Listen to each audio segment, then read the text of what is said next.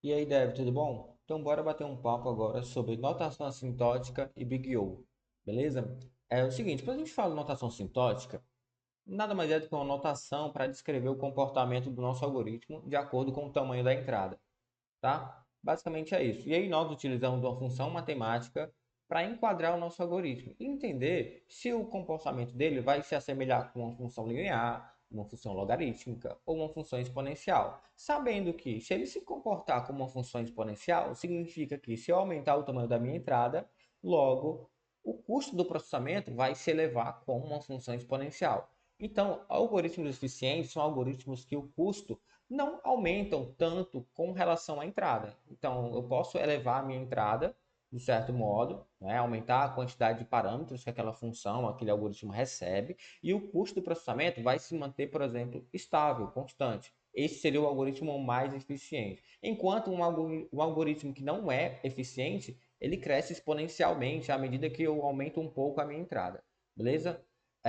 Seguinte, então, isso é o que significa a notação sintótica. Então, nós temos um algoritmo que executa o processamento e a gente quer saber qual relação existe entre o processamento e a entrada que ele recebe, beleza? E para descrever isso, esse comportamento, nós temos algumas notações, como por exemplo o Big o θ ou o ômega, certo? São algumas notações que existem outras notações. E o que essas notações de fato significam? Então vamos tentar exemplificar. Quando eu falo que o meu código, né, o meu algoritmo, ele é O de n, por exemplo, que é uma função linear simples, o que a gente refere? Quando eu falo que ele é O de n, eu estou dizendo o seguinte, cara, existe uma função, certo? Deixa eu selecionar aqui, ó. Existe uma função, primeiramente, linear, certo? Seria essa função vermelha aqui, ó. Beleza? Uma função linear, uma reta, que limita o crescimento computacional, digamos assim, que limita o custo do meu algoritmo, o tempo de processamento dele, aqui, ó, superiormente, tá? Então tem um limite superior. Estou falando o seguinte, ó, cara, existe uma função linear onde o crescimento do custo computacional do meu algoritmo cresce abaixo dessa função.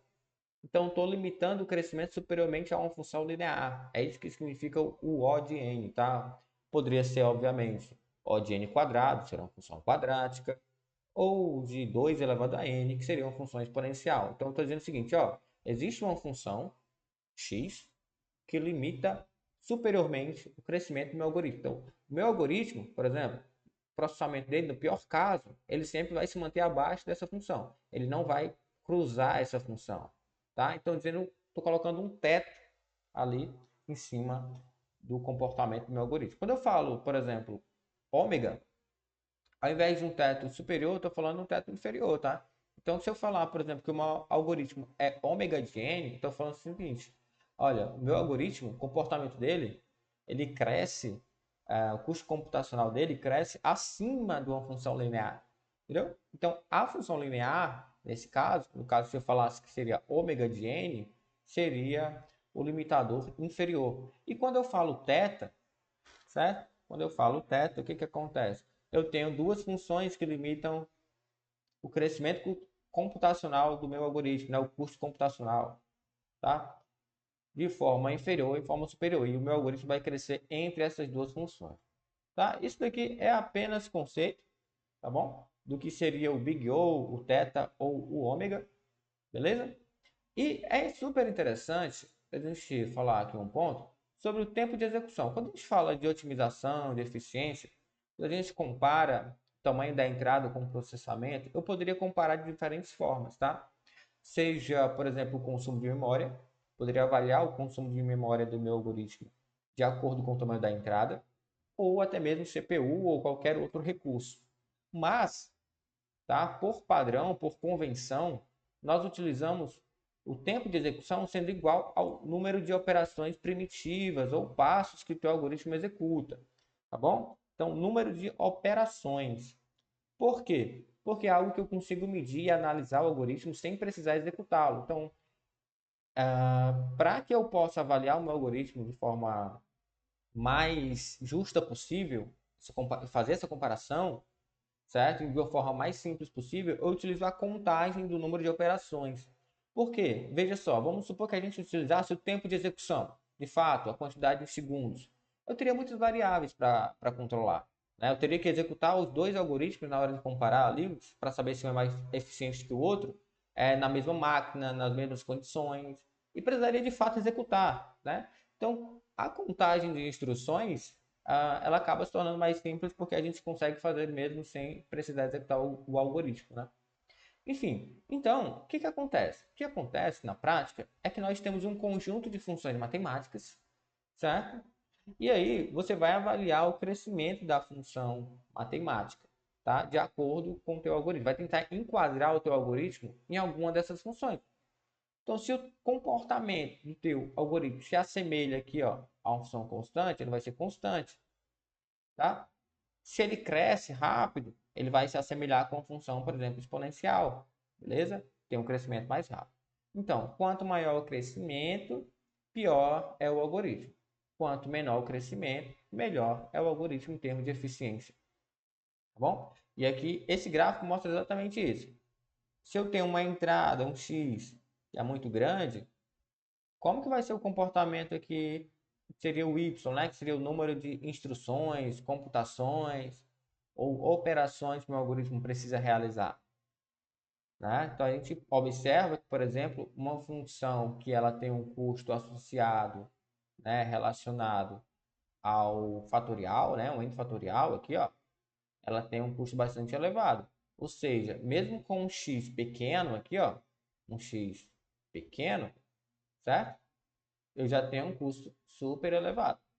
Enquanto uma função logarítmica, olha só o comportamento dela. Né? É um comportamento bem mais suave aqui, ó. Não tem um crescimento acelerado, beleza? Então, basicamente é isso que a gente faz. E, de exemplo, nós temos aqui alguns códigos para mostrar, para simplificar um pouco o entendimento. Vou dar um zoom aqui, ó. Fácil. Vamos ver aqui. Opa, agora foi demais, né? Vou voltar para cá. Pronto, aqui ficou legal. Seguinte, ó, só para ilustrar aqui para vocês, em termos de código mesmo, como é que fica, eu tenho uma função que faz aqui acesso ao primeiro elemento de um array e soma 10, por exemplo. Eu faço duas operações, duas instruções, duas condições aqui, ó, que eu executo. No caso, eu acesso a primeira posição e somo 10, beleza?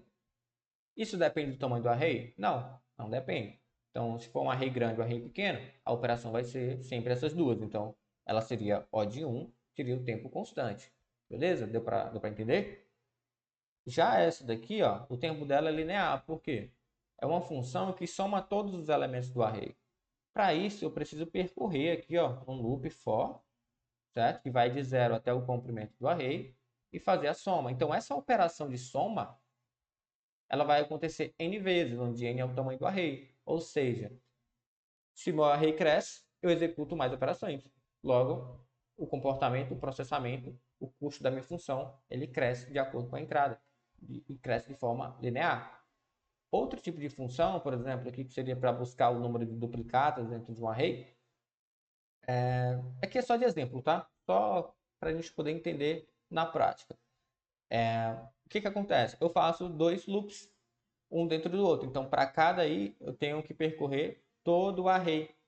Então, para cada item do array, eu percorro todo o array novamente para realizar uma operação. Eu realizo uma operação de comparação aqui, ó, e retorno true. Logo, vai ser esse array aqui de fora vai percorrer n vezes, para cada uma delas vai percorrer mais n vezes n dá n ao quadrado. Então, isso aqui seria o tempo quadrático. Aí você nota que usar for, que é bem comum da gente ver pessoas fazendo, né? No caso, um aqui alinhado, né? Aninhado dentro do outro, tem um custo computacional aí na ordem quadrática, certo? E aí você vai ter aí várias outras funções, certo? Que podem ter custos diferentes, como log de n ou n log n, certo? Enfim, aqui é só mesmo de exemplo para a gente poder entender na prática, beleza? Então é isso. Você vê que não tem muito segredo. Espero que você tenha gostado do conteúdo. Deixa o seu like e até a próxima.